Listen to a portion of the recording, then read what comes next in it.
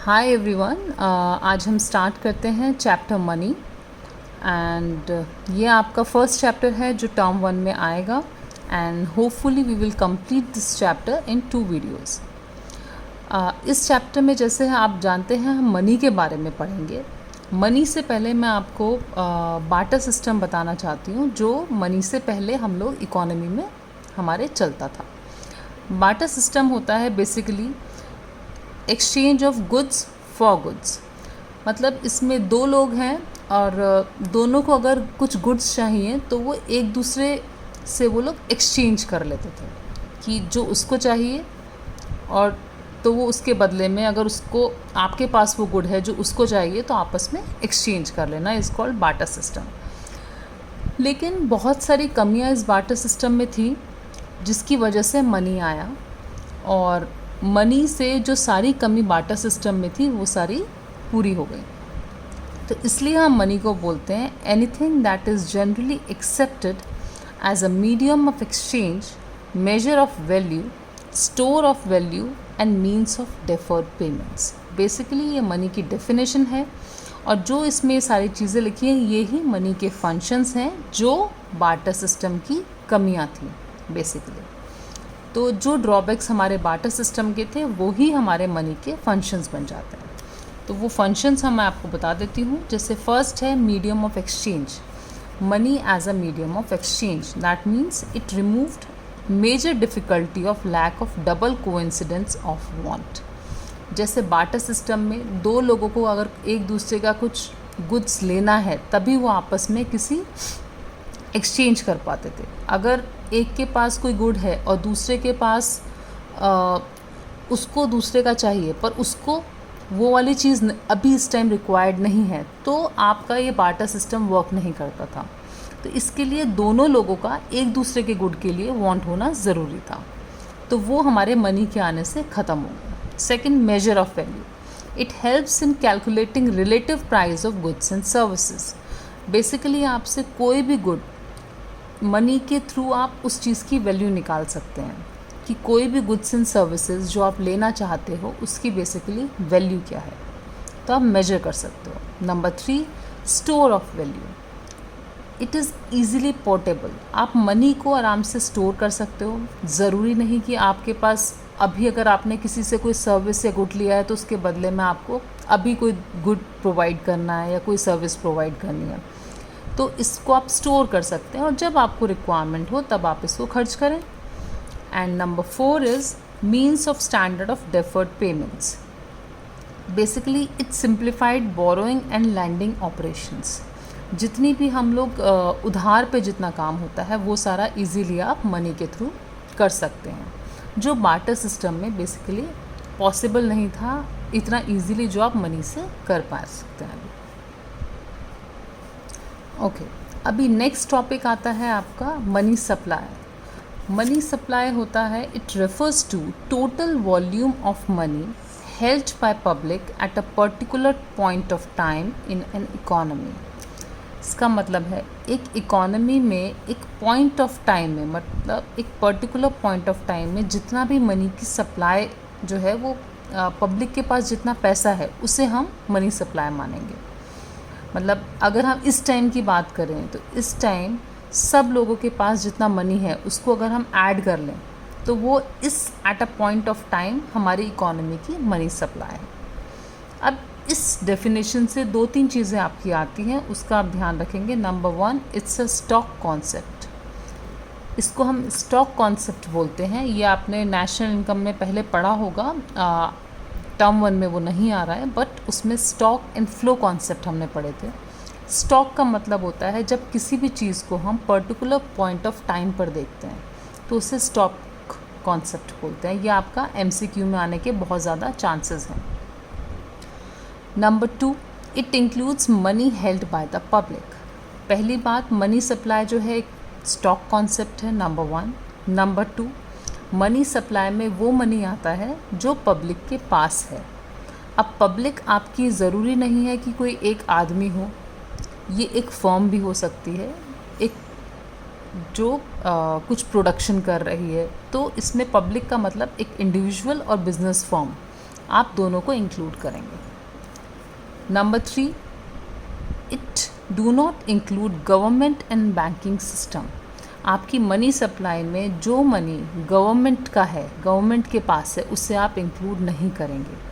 और banking system भी इसके अंदर नहीं आएगा, क्योंकि बैंक के अंदर आप मनी डिपॉजिट करते हैं, तो वो मनी आपका मनी सप्लाई में नहीं आएगा। मनी सप्लाई में सिर्फ वो मनी आएगा जो पब्लिक के पास है। ओके। अच्छा, एक मनी की एक डेफिनेशन और है जिसको हम लीगल डेफिनेशन बोलते हैं, वो भी एक इम्पॉर्टेंट पॉइंट बन जाता है, तो उसको भी हम एक बार डिस्कस कर लेते हैं।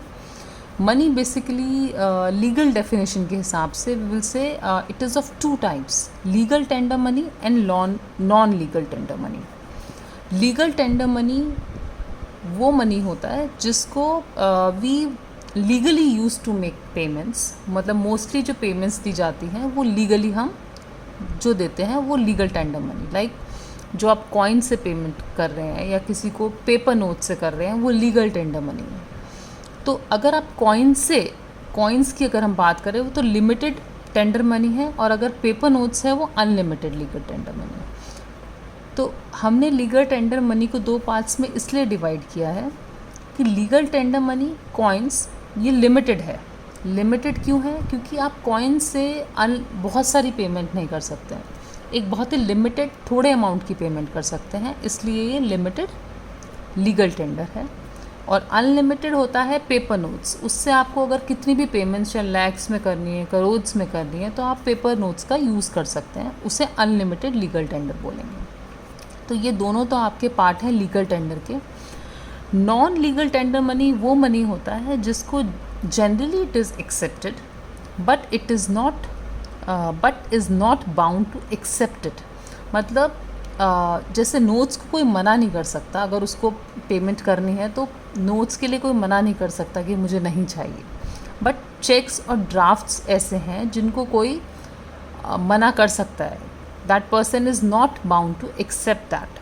सो इसको हम नॉन लीगल टेंडर मनी बोलते हैं।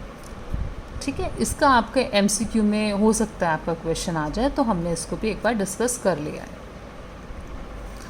ओके, अभी नेक्स्ट टॉपिक जो आता है वो है कंपोनेंट्स ऑफ मनी सप्लाई। जैसे हमने मनी सप्लाई पढ़ा कि मनी सप्लाई के अंदर बेसिकली पब्लिक मनी आता है। अब पब्लिक के पास भी जो मनी है उसके भी 2 कंपोनेंट्स होते हैं। नंबर 1, करेंसी विद पब्लिक, जो बेसिकली वो हम अपने पास घर में रखते हैं खर्च करने के लिए, तो दैट में बी इन नोट्स और इन कॉइन्स, तो इसे बोला जाता है currency with public. Number 2 is demand deposits with bank. कुछ पैसा ऐसा होता है जो हम घर पे नहीं रखते, मोस्टली हम अपने बैंक में रखते हैं, वो भी हमारा ही मनी है, उसको बैंक मनी बोलते हैं। तो मनी सप्लाई के अंदर वही मनी आएगा जो पब्लिक के पास है, और सेकेंड जो बैंक के पास हमने डिपॉजिट किया हुआ है।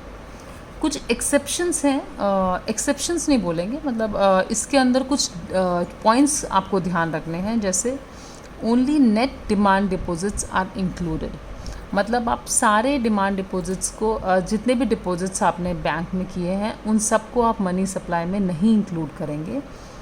जैसे बैंक के पास कुछ ऐसा पैसा भी होता है जो दूसरे बैंक का होता है अंदर उसके पास, तो इंटर बैंक्स कुछ डिपॉजिट्स होते हैं, उनको हम इन डिपॉजिट्स में नहीं मानते। डिमांड डिपॉजिट में, डिमांड डिपॉजिट्स के अंदर सिर्फ एक पब्लिक का मनी होता है, और जितने भी हम टर्म डिपॉजिट्स करते हैं लाइक FD जो हमने किया, जिसको हम ट्रांजैक्शंस के लिए यूज़ नहीं करते, अगर आपको किसी को पेमेंट करनी है तो आप उसको चेक बना के देते हैं, तो वो FD से नहीं निकालेगा।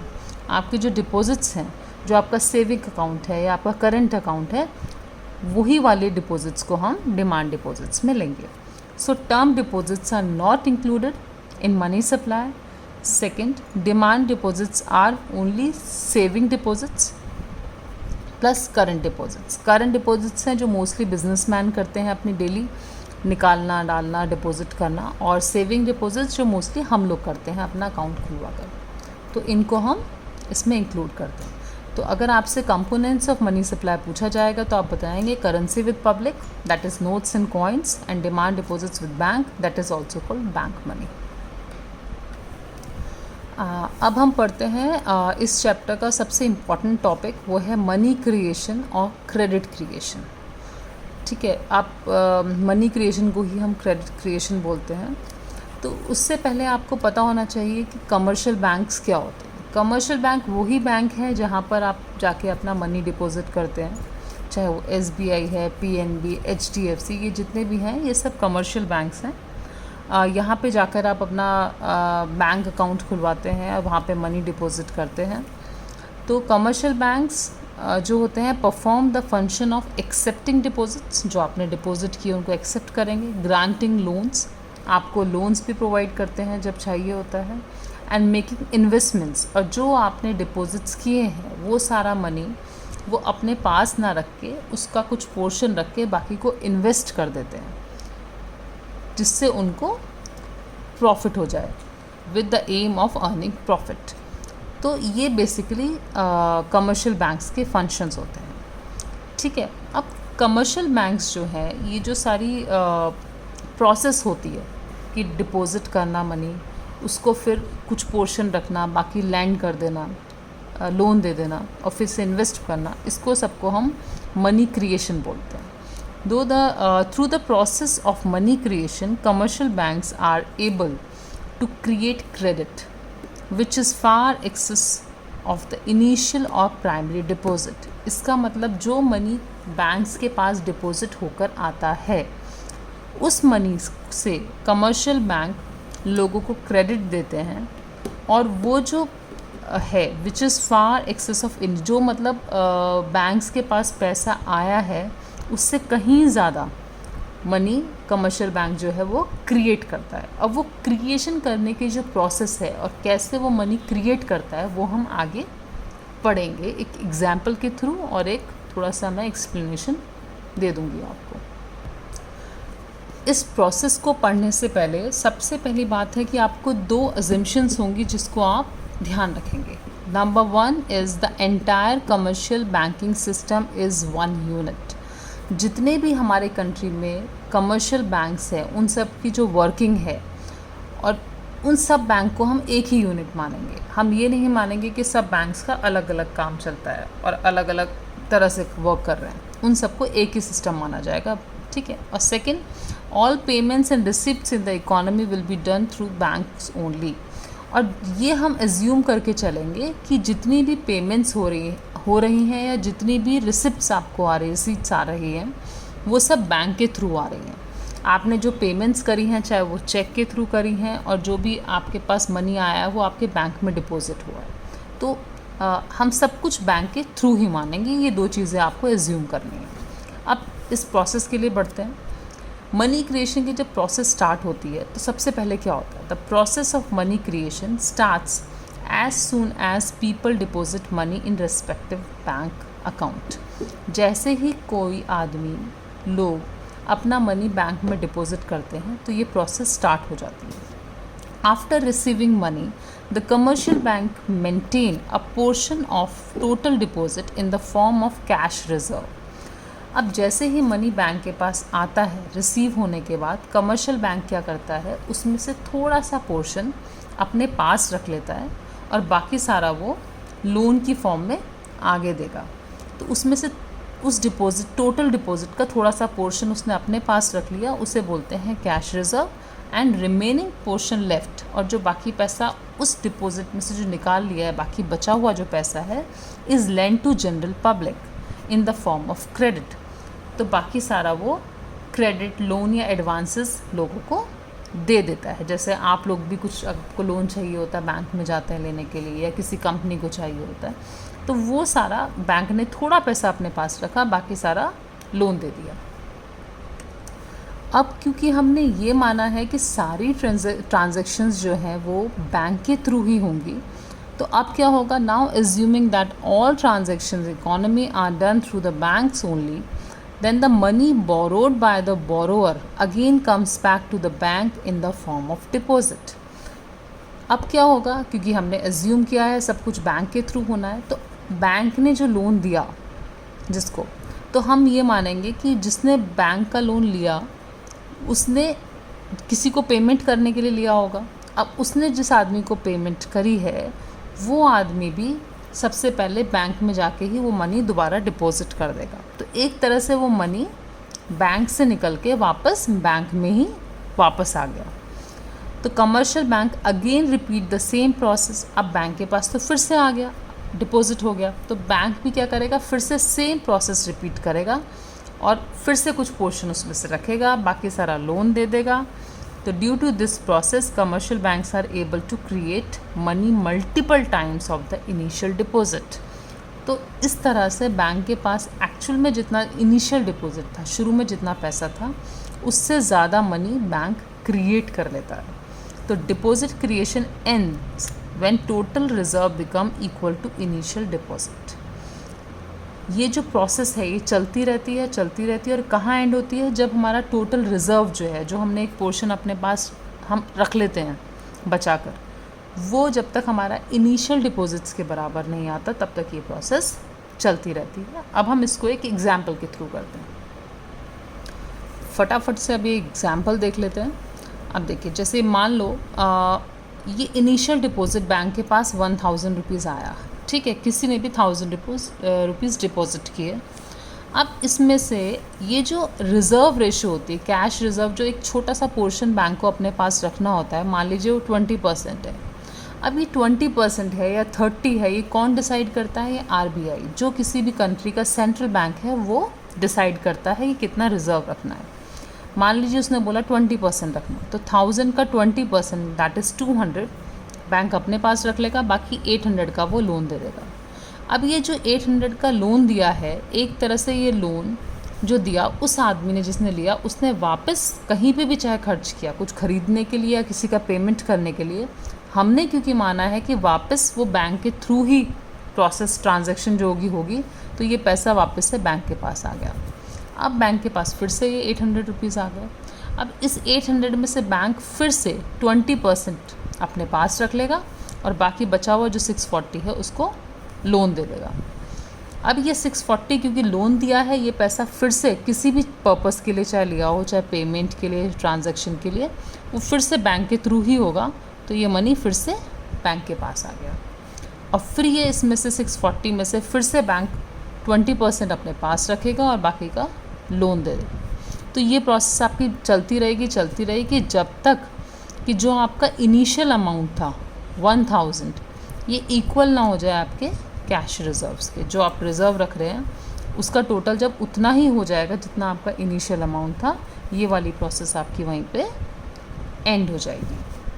तो अब आप देखोगे जो इनिशियल अमाउंट 1000 था डिपॉजिट का, वो बढ़ते बढ़ते आपका 5000 हो गया, दैट मीन्स 5 टाइम्स। तो total deposit becomes 5 times of the initial deposit. This 5 times is the value of money multiplier. तो ये जो आपका 5 गुना मनी बढ़ा है, इसी को हम मनी मल्टीप्लायर बोलते हैं और ये बहुत इम्पॉर्टेंट टर्म है। और ये जो सारी प्रोसेस हमने क्रेडिट क्रिएशन की पढ़ी है वो इसी के लिए, मनी मल्टीप्लायर के लिए पढ़ी है। और इसका एक फॉर्मूला होता है, अगर आपको न्यूमेरिकल आएगा तो money multiplier is equal to 1/LRR। LRR is this percentage जो RBI बोलता है आपको रिज़र्व रखने के लिए, LRR। इस वाले एग्जाम्पल में जैसे LRR जो था वो आपका 20% था, तो अगर आपको निकालना है तो 1/LRR दैट मीन्स 20%। इसको आप सॉल्व करेंगे तो यू विल गेट 5। तो 5 is the answer, that means आपका जो इनिशियल अमाउंट था वो 5 टाइम्स बढ़ गया। मनी मल्टीप्लायर जो था वो 5 टाइम्स आपका हुआ है 5000। तो इसमें मनी मल्टीप्लायर कितना है? 5। तो 5 टाइम्स आपका मनी इसमें इंक्रीज़ हो चुका है। तो इसी को मनी मल्टीप्लायर, क्रेडिट मल्टीप्लायर बोलते हैं। और होपफुली आपको ये सारा प्रोसेस अच्छे से समझ आ गया होगा।